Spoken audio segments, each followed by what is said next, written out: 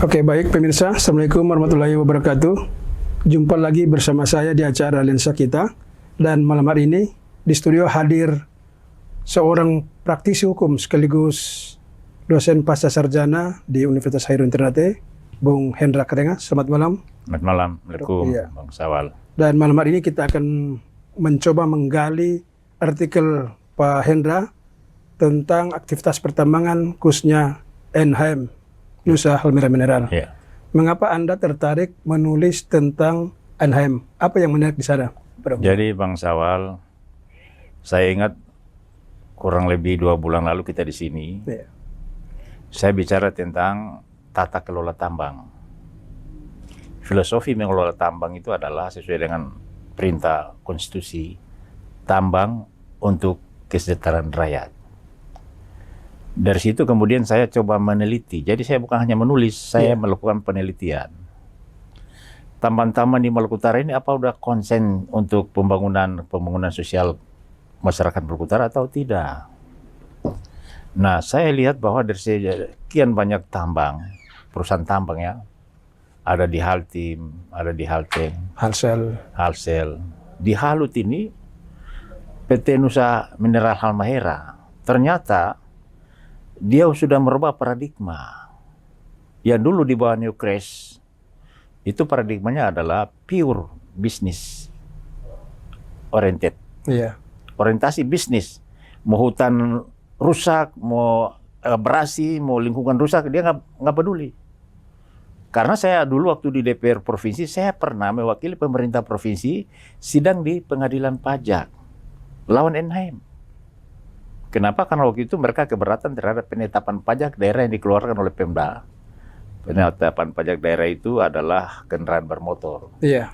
Mereka anggap bahwa mereka dengan kontrak karya, jadi tidak peduli aspek di dalam kontrak karya itu yang mereka laksanakan. Di luar itu mereka tidak peduli. Mereka lupa bahwa kontrak karya PT NHM ini generasi keempat, 1997. Waktu itu kita sudah dalam suasana reformasi dan sudah otonomi daerah. Itu berarti aspek ketentuan undang-undang lokal yang berkaitan dengan otonomi daerah itu juga harus menjadi bagian daripada tanggung jawab perusahaan tambang. Nah, jadi saya teliti beberapa hampir 1 bulan ini, saya temukan bahwa ternyata NHM di bawah setelah di take over oleh Haji Robert CS merubah paradigma pengelolaan tambang itu. Yang tadinya pure business oriented beralih kepada social conscience environmental. Jadi konsen untuk pembangunan sosial kemasyarakatan itu. Nah, kemudian saya lihat apakah itu sudah dilaksanakan atau belum. Bang Sawal, 5 kecamatan di lingkaran tambang itu ada 83 desa. Semua sudah disentuh. Semasa Haji Robert itu sudah 1.500 beasiswa yang diberikan kepada masyarakat di sana, lingkar tambang. Lantas apa lagi? Pembangunan kesehatan, puskesmas, pendidikan para medis, itu full diberikan oleh perusahaan. Kalau lingkungan sendiri gimana? Biasanya kan kalau aktivitas pertambangan nih ya, di Maluku Utara kan kebanyakan selalu berisiko terhadap lingkungan dan sosial. Saya NHM sendiri gimana? Bang Sawal, dulu saya di DPR, saya pernah dengan helikopter, dengan Kadis Pertambangan, Panasir Type. Iya.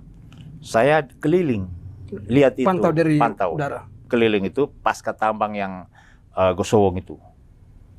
Hebat tata kelola lingkungannya. Makanya tidak pernah kita dengar bahwa laut di sana di Teluk Laut tercemar, kan tidak pernah kita dengar. Iya. Tapi Halteng, Halsel, banjir tercemar. Itu berarti ada salah tata kelola lingkungannya. Oleh sebab itu saya lihat bahwa dari semua perusahaan tambang yang beroperasi di Maluku Utara yang melakukan eksploitasi besar-besaran, saya lihat NHM ini cukup menjanjikan. Artinya apa? Dia tidak pure bisnis, tapi juga konsen terhadap pembangunan sosial kemasyarakatan. Berarti dalam hal ini Pak Dokter melihat bahwa NHM juga tidak mengabaikan kewajibannya sebagai perusahaan pertambangan. Iya, perusahaan seperti ini yang perlu kita dukung. Iya. Jadi mereka, ya kalau saya bilang begini Bang Sawal, eksploitasi tambang itu kan nilainya tidak terbarukan. Gali-gali habis. Setelah habis apa? Lingkungannya, masyarakat lingkar tambangnya. NHM ini melaksanakan itu. Jadi kan perintah Undang-Undang Dasar 45, perintah konstitusi, tambang untuk kesejahteraan rakyat itu dilakukan oleh PT NHM. Jadi perencanaan Ibu Haji mereka itu Robert. NHM itu berarti bukan cuma explore saja, tetapi ending sampai Tidak, mereka masa tidak, ya. eksplorasi selesai, Tidak. mereka sudah tentukan Iya. sudah. Pada saat COVID saya lihat ya, saya coba di internet, berapa dana yang dikucurkan? Iya. 20.000 sekian dolar USA. Artinya kalau dikalikan dengan rupiah kurs 15.000 berarti 333 miliar. Mereka berikan untuk masyarakat, membantu mengatasi COVID. Perusahaan lain mana? Iya. Aksi Juga, kalian. saya lihat juga sumbangan ke rumah ibadah juga loh. Apalagi rumah ibadah. Iya. Coba lihat lingkaran tambang masjid itu. Iya. Udah kayak masjid-masjid Jakarta semua itu. Kegiatan sosial juga. Sosialnya. Jadi NHM ini luar biasa. Saya bukan memuji ya. Iya. Tapi saya sebagai seorang akademisi melakukan penelitian ini, saya temukan fakta itu. Dan ini seharusnya menjadi contoh ya. bagi Menjadi perusahaan-perusahaan contoh untuk yang perusahaan-perusahaan yang datang ke Maluku Utara ini. Jadi pemerintah ini jangan menutup mata sebelah. Jangan jor-joran izin. lain. Iya. Walaupun sekarang IUP itu ada di pemerintah ya. Tapi kalau kontrak karya ini kan tidak, Wal. Iya. G2G. Gitu Ji. Jadi mereka tidak saja terikat pada ketentuan kontrak karya, aspek-aspek yang harus dilaksanakan dalam perjanjian itu, tetapi saya lihat mereka tunduk juga pada ketentuan undang-undang yang di luar kontrak karya. Seperti misalnya coba, bantu rumah ibadah, masjid, gereja, pendidikan. 1.500 dalam kurun waktu 2 tahun, 1.500 beasiswa dikucurkan. Pemerintah bisa lakukan itu, Wal. Iya. Karena penyelenggaraan terbatas, APBD-nya terbatas. Iya. Jadi NHM ini sekali lagi, Wal, saya Iya, bukan iya. memuji, tapi saya sebagai seorang akademisi saya melakukan penelitian Iya. aspek-aspek hukum kontrak karya sampai di mana mereka laksanakan. Ya, setinya kan ini bukan sekedar memuji ya, Iya. Pak Dokter, tetapi ini kan melakukan apresiasi pada hal yang Apresiasi. positif. Kalau hal yang positif begitu ya kenapa tidak Iya. kan begitu? Karena misalnya Sagea. Iya. Wah, luar biasa itu ya. Ya, hampir setiap saat sungainya Hampir itu. setiap sungainya meluap dan Iya. kampung terbenam, Iya. laut tercemar. Kemudian Kawasi di Obi. Berarti di sini ada salah ya? Salah. Kesalahannya. Tata kelola Jadi mereka pure untuk bisnis. bisnis, tidak konsen untuk pembangunan sosial kemasyarakatan. Itu kemudian menjadi bahan perbandingan NHM dengan perusahaan tambang yang ada di Maluku Utara. Beda jauh sekali. Aspek lingkungannya juga beda. Iya. Saya kasih contoh, saya yang waktu di Halteng itu ya, saya staf ahli bupati ya di Lengkara. Saya buat peraturan bupati tentang pajak restoran. Iya.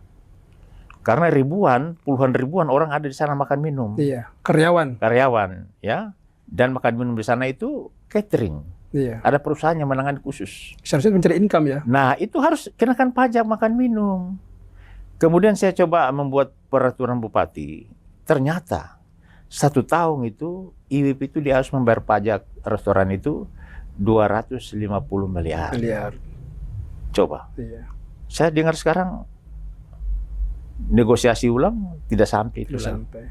Sayang ya. Sayang, Itu kan kan rugi. merupakan pendapatan di daerah. Mereka lupa bahwa nanti satu waktu itu tambang ini kan tidak terbarukan. Tidak terbarukan ya. Habis itu barang digali. Terus bagaimana masyarakat lingkar tambang? Iya. Aspek lingkungan, tata kelola lingkungan bagaimana?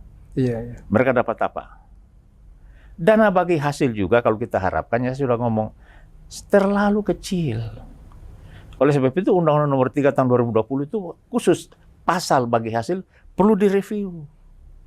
Ya, ini saya pikir ini DPR ke depan ini Maluku Utara harus berani ngomong. Jadi itu. pekerjaan rumah jadi DPR Iya. yang terpilih. Iya. Harus berani menerobos itu. Jangan kalian mewakili Maluku Utara sana tidak mau bisa merubah memperjuangkan hak-hak Maluku Utara. Ya, Nggak artinya boleh. Pak Dokter ini menarik juga. Mengapa pemikiran Anda bahwa DBH itu harus direvisi? Itu. Direvisi. Apakah angka terlalu kecil? Pertama, angkanya terlalu kecil. Yang kedua, bertentangan dengan prinsip-prinsip otonomi daerah. Izinnya sudah diperteli, diambil ke pusat, terus hak daerahnya jadi dikasih di kecil-kecil.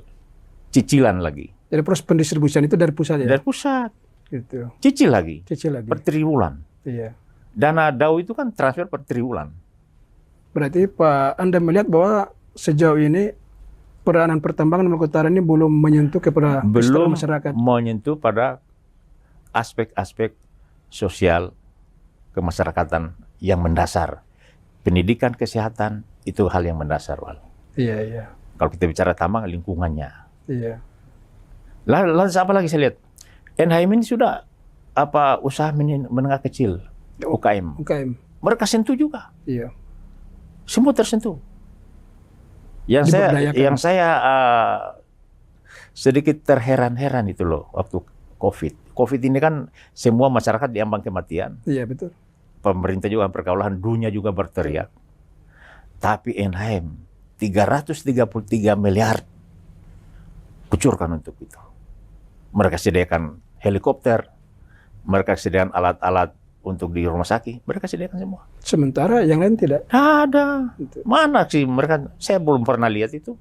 Berarti Pak Dokter bisa sampaikan pesan di balik dialog ini apa? Jadi begini, Wal. PT NHM ada salah satu perusahaan yang betul-betul konsen jadi business oriented, konsen terhadap sosial kemasyarakatan di bawah pimpinan Pak Haji Robert. Iya. Ini perlu dipelihara. Masyarakat perlu mendukung, pemerintah perlu mendukung ini. Kita butuh perusahaan seperti ini. Perusahaan yang tidak datang hanya mengeksploitasi hasil alam, bumi tambang, dihabiskan, digaruk habis.